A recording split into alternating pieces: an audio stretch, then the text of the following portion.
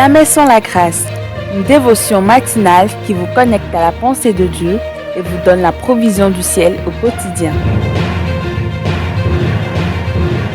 Bonjour chers amis, chers internautes, nouvelle journée, nouvelle provision. Bienvenue dans cette deuxième dévotion de cette semaine. Que Dieu vous bénisse, Père, nous te bénissons. Merci pour le salut, mais merci aussi pour cette communion que tu nous proposes ce matin, afin que nous puissions être transformés encore un peu plus à l'image de ton Fils Jésus-Christ. Amen. Alors, chers amis, chers internautes, alors nous reprenons un peu notre passage d'hier, 2 Corinthiens chapitre 5, le verset 17. Nous avions lu hier vraiment dans deux versions. La première version, c'est dans la version Louis II.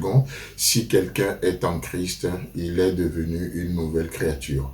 Les choses anciennes sont passées et voici, toutes choses sont devenues nouvelles. Beau passage, n'est-ce pas? Et alors que nous rentrons dans une nouvelle année, vous savez, nous avons l'opportunité de rentrer aussi en Christ. Vous m'écoutez, peut-être vous n'avez jamais donné votre vie à Jésus-Christ.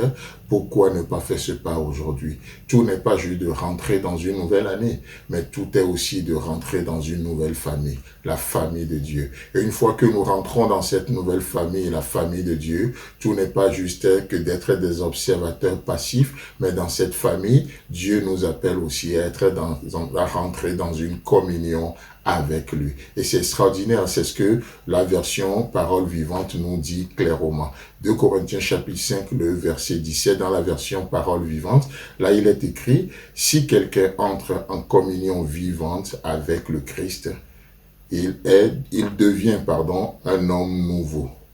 Il est recréé. L'ancien état est dépassé.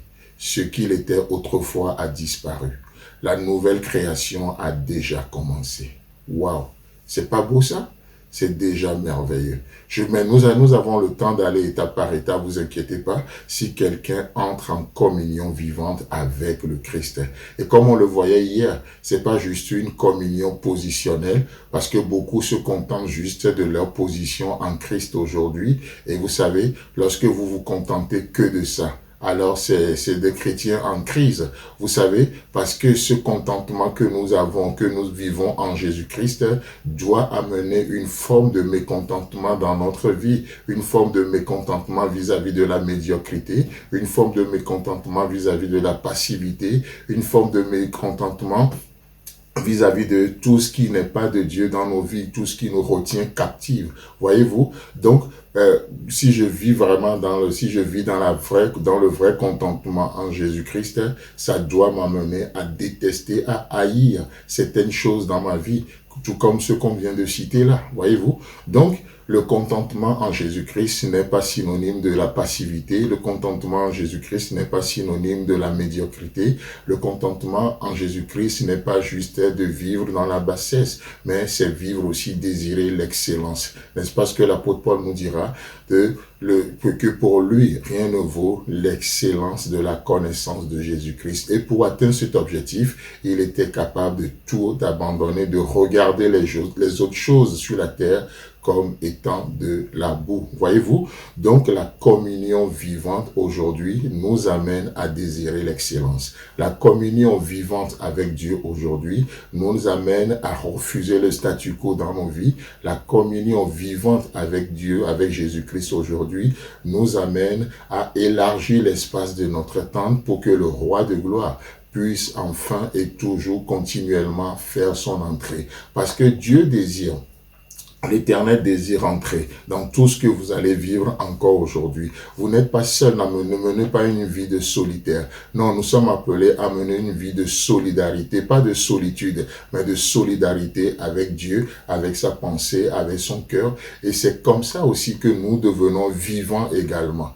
Nous sommes vivants, nous profitons. Quand je dis vivants, nous sommes épanouis dans notre vie chrétienne. Et c'est pour ça que ce matin, je ne parle pas que de la communion, mais j'insiste sur le mot vivante.